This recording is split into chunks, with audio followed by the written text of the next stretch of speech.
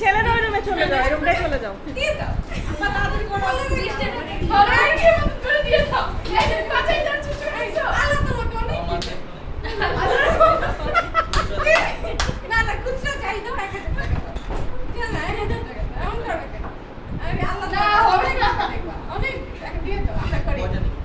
আমি 1000 টাকা এটা হলো কয়টা লাগে বাংলাদেশে এই সংস্কৃতি মানা যায় না। ছোট থেকে বড় হচ্ছে ইকুয়ালি 50 টা দেন সবাই 1000 এই সবাই তো একটা বউ তো কারণ এই তোদের ঠিক আছে যা তেসিনের নিচে যা এই তেসিনের নিচে যা আমাদেরকে